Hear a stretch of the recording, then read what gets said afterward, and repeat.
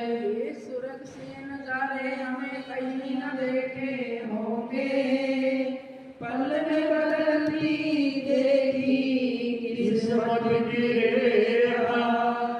खोल भंडारे माँ बैठी, खोल भंडारे माँ बैठी, खुशियाँ लुटा रही है सुंदर सी गुफा में, ज्योत जगमगा रही है। नियम की उसे कुछ नहीं करना था, राम राम करता रहेगा तो भक्ति केवल नियम की है, समय की है। तो ऐसी एक बुढ़िया अम्मा थी, वो भगवान सूर्य के नारायण के व्रत रखती थी और उसको उन्हें नियम था, उसको पता नहीं, इतना बेचारे को ज्यादा कुछ नहीं पता था। एक गाय पड़ोस में गाय रखी थी, पड़ोसन ने उसकी गाय का गोबर रोज लेके आती और अपना चौका लेकर खाना बनाती, भोग बनाती, जो अपने भगवान सूर्य नारायण को भोग लगा करके वो भोजन करती थी। तो देखिए, जब ईर्ष्या पैदा हो जाती है ना, तो भगत को तो कुछ न कुछ जरूर मिलता है, पर ईर्ष्या करने वाले को कुछ भी नहीं मिलता है। उसने क्या कहा? तो देखिए भगत जनों, रविवार का जो व्रत है ना, इसके व्रत का ये नियम है। तो सफेद तो देखिए हमारी बेटियां जो सुहागन है वो नहीं डाल सकती, लेकिन भोजन सफेद करना है। खीर का करें, चावल दूध से करें, बूरे से करें, मीठे से करें, मीठा ही भोजन करना चाहिए और सूर्यास्त होने से पहले ही उनको समर्पित करके अपना भोजन हार जो करना है करिए। तो ये व्रत का नियम है। तो उन्होंने एक दिन उस पड़ोसन के मन में क्या आई कि ये बुढ़िया तो अच्छी, रोज भगवान का भगत भोग लगाकर यश तो खुद पाती है और मेरी गऊ के गोबर से रोज लीपती है, क्यों ना वो अपनी गऊ को अपने दूसरी जगह पर बांधने लगी कि ना गोबर इसे मिलेगा, ना रहेगा बांस, ना बजेगी बांसुरी। देखिए कैसी ईर्ष्या, कैसा द्वेष। तो दिन देखा, उन्होंने कहा तुम्हारी गऊ कहाँ गई आज? मैंने तो गोबर लेना था, हमारी गऊ यहाँ नहीं है। तो रोज के रोज हमारी गाय का गोबर ले जाती है। कोई बात नहीं, बुढ़िया ने कहीं से गोबर नहीं मिला, नहीं गोबर मिला तो उसने चौका भी नहीं लीपा और चौका बनाया भी नहीं, राम रसोई बनाई भी नहीं और कोई भोग नहीं लगाया, स्वयं भी भूखी सो गई और ये कहती रही आज मेरे नारायण जी भूखे सोएंगे, आज मेरे भगवान भूखे सोएंगे। देखिए जो सच्ची लगन है ना, वो सच्ची लगन हमेशा पार करती है। रात भर ऐसे ही रोते रोते उसकी आंख लगती है और भगवान सूर्य नारायण के सपने में आते हैं। कहने लगी हे माता, आप क्यों रो रही हो? कहने लगी आप कौन हो? अगर जिसका तो नियम व्रत करती है मैं वही हूँ, फिर मैं क्या करूँ? मेरे पास तो कोई गऊ नहीं थी, मैं पड़ोसन की गाय का गोबर लेती थी, ना आज चौका लिपा और ना ही रसोई बनी और ना ही मेरे भगवान सूर्य देव का भोग लगा, ना ही मैंने खाया। तो मेरी आत्मा दुखी हो गई कि मेरे भगवान भूखे हैं। अच्छा कोई बात नहीं, उठो जगो, बाहर निकल कर देखो।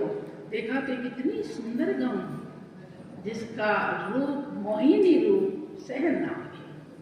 और वो देखा, बुढ़िया देख करके खुश हो गई, हाथ पैर फेरे और अपने गले से लगाया गऊ और बछड़ा और अच्छा दूध देने वाली, और गोबर करती तो सोने का गोबर करती थी। कहने लगी क्या करूं? उठाकर बेचारी एक तरफ रखती थी, उसको कोई ज्ञान नहीं था। एक दिन उस पड़ोसन ने देखा कि ये गोबर कहाँ से आते, गऊ कहाँ से लेके आई, इतनी महंगी, इतनी अच्छी सुंदर गऊ। देखिए कहते ना आजकल, अपने सुख में वो सुखी नहीं, अपने दुख में वो दुखी नहीं और दूसरे के सुख में हम दुखी हैं। जय माता की। तो उसने उस गऊ को देखा, उस दिन में करी ये तो सोने का गोबर करती है, वो तो सारा दिन ही अपनी चौखट में बाहर बैठी रहती, जितने बार वो गोबर करती उतने बार उठा के अंदर चली जाती। और बुढ़िया को इस बात का कोई भान नहीं। कहने लगी कोई लीपने वाली, चौका लगाने वाली ले जाते हुए ले जाने दो, गोबर तो है उसमें क्या। भगवान जी ने कहा को इसको तो कुछ भी ज्ञान नहीं, पता ही नहीं, और ये पड़ोसन के दुष्ट आत्मा का रोल कर रही है इसके साथ, और वो उसे रोज आना ठगी जा रही है, और बुढ़िया को पता नहीं, ये रोज इसका सोने का गोबर उठा कर ले जाती है। नारायण की कृपा देखिए, वो क्या कहते तुम कि माँ है नहीं, अरे कौन नहीं, हम नहीं हैं, वो हैं। हम कहते हैं, बुलाते हैं, तो वो हमारे पास दौड़े दौड़े आते हैं।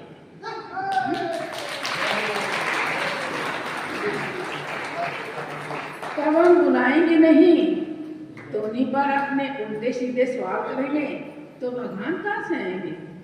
गुरु के माध्यम से हमें माँ मिलती है, गुरु के माध्यम से हमें भगवान मिलते हैं, क्योंकि वो इतनी वकालत पढ़ते हैं जन्मों जन्म तक, जो कि वकालत करके वकील बन के उस मुकदमे को रिहा गुरु जी करते हैं, कोई नहीं करता। जय हो जय हो जय हो।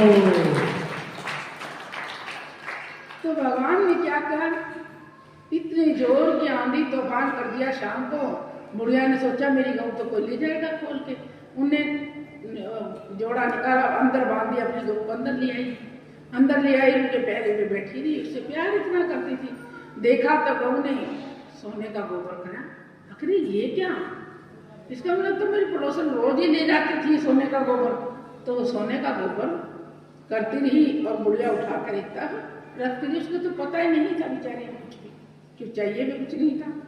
जिसके कहते हैं भोले भाले भाव उनके राम स्वामी, राम उनको नेचुरली ही दर्शन देते हैं से भोले भक्तों को। तो उसने उस पड़ोसन को सहन नहीं हुआ कि मेरे से तो गोबर दा, फिर बुढ़िया को कैसे रहने दूंगी, गोबर सोने का रहेगा। जाकर उस नगरी के राजा के घर शिकायत करी। राजा से कहा, महाराज आपके कोष में कितना धन होना चाहिए। उस बुढ़िया के पास एक ऐसी गऊ है, वो दिन में कई बार सोने का गोबर करती है। अच्छा, अपने मंत्री भेजे और बुढ़िया से गऊ छीन कर ले आए। बुढ़िया रोती बिलखती रही, बेचारी ने फिर ना चौका बनाया, ना रोटी खाई, ना भोग लगाया, कुछ नहीं करा। रोने से ही फुर्सत नहीं मिली, मेरी गायें, हे नारायण मेरी गायें, ऐसे करती रही और रोती रही। जाकर के राजा के घर, राजा के माँ बाप दी गौशाला में, देखा तो सारे महल में गोबर ही गोबर, बदबू को फैल गई। गोबर कहीं और है, बदबू कहीं और जा रही। क्यों? भगवान का कृष्णा। किसी को आत्मा को दुखाते हैं हम, तो देखिए हमें मिलता कुछ नहीं, केवल नुकसान, तुरंत नहीं देर लग जाती। तो उसने कहा ये क्या, इतनी बुरी तरह से बदबू या तो गोबर, ये सोने का गोबर है। उसने झूठ बोला हमसे। तो ऐसे ही अगले दिन उसको बुलाकर डांटा पड़ोसन को, नहीं महाराज मैंने भी उठाया, गोबर सोने का करती है। नहीं, अगले दिन फिर देखेंगे। रात को राजा ने सपने में नारायण आते हैं कि हे राजन, ये गऊ उस माता की लुटा दे वापस, नहीं तो तेरा ये सब कुछ बर्बाद हो जाएगा। क्या सोचता है कि सोने से धन भर लूंगा, अपनी तिजोरियां भर लूंगा? नहीं, लौटा दे जल्दी से। सपने में देखा तो सुबह उठते ही राजा ने अपने मंत्रियों से कहा कि जाओ हाथ जोड़कर ये गऊ और धन्य धान्य सब लेकर साथ में गऊ को विदा करा और बुढ़िया के घर लौटा दिया। जय माता की। तो